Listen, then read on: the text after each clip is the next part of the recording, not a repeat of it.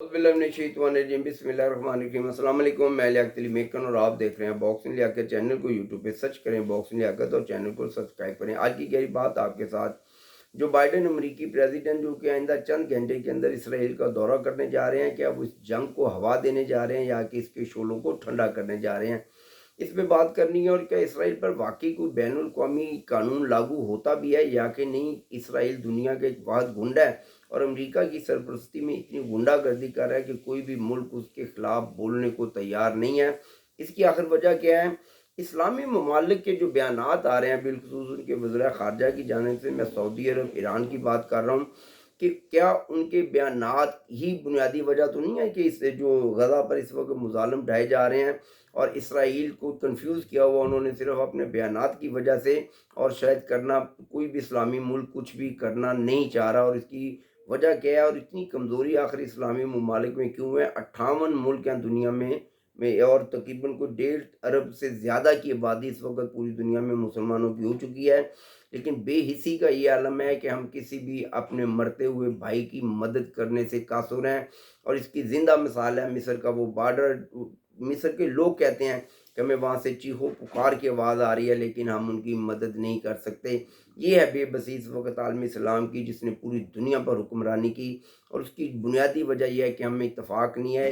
काफ़ी देर पहले भी मैं एक बात कर चुका हूँ, इस्लामी ममालिक की हालत बिल्कुल पाकिस्तानी मीडिया और पाकिस्तान के जो तज्ज़ियाकार हैं उनकी जैसी है कि जब एक तकलीफ़ में होता है तो दूसरा उसका मज़ा लेता है और बल्कि बयानात उस पे दागता है और कहता है कि जनाब इसको ये नहीं करना चाहिए था, इसको वो नहीं करना चाहिए था। आप सीधा क्यों नहीं कहते कि इसको एक अपनी हक की और राइट की बात नहीं करनी चाहिए थी। जो बाइडन इसराइल आ रहे हैं और इसराइल आने के साथ एक दूसरा जंगी बहरी बेड़ा जो है वो भी इसराइल की जानिब रवाना हो चुका है और तकरीबन पहुँच चुका है इसराइल के बॉर्डर पे। देखें, एक ईसाई मुल्क जिनकी देखें बड़ी अहम और गहरी बात मैं आपसे करने जा रहा हूँ। हज़रत ईसा अलैहिस्सलाम को जब सूली पर चढ़ाया गया तो उनको चढ़ाने वाले यहूदी थे। कौन थे वो? यहूदी थे।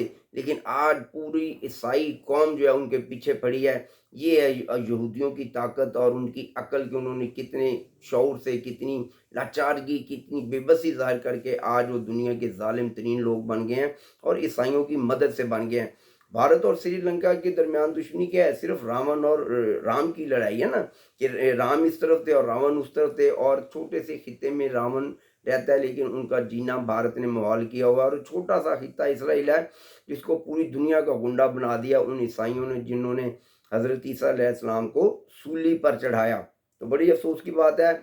मैं सुनता हूँ कि ईरान की तरफ से बयान आता है, जी आइंदा चंद घंटे बहुत कुछ मुतवक्का है और आइंदा चंद घंटे में हम जो है एक बड़ा हमला कर सकते हैं। ये 4 दिन पहले की बात कर रहा हूँ। कल फिर परसों फिर उन्होंने बात की, चंद घंटे में हम जनाब जो है ना इसराइल को एक भरपूर जवाब देने जा रहे हैं।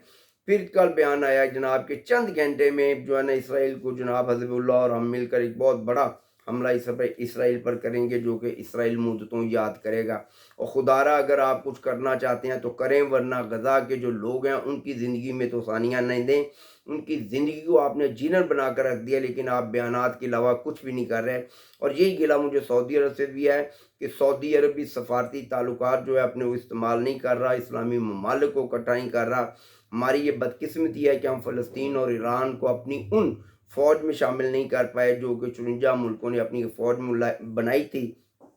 वो बिल्कुल इसी तरह की फ़ौज है कि जिस तरह नेटो ने एक अपना बना रखा है कि नेटो के किसी एक मुल्क पर हमला पूरे नेटो पर तस्वर किया जाएगा। अगर आज फ़लस्तीन और ईरान को भी हमने उसमें शामिल किया होता तो आप यकीन करें कि एक बहुत बड़ी जंग का आगाज़ हो जाता और मुसलमान अपना दिफा जो है वो करने में बिल्कुल हक पर होते और एक भरपूर ताकत के साथ होते।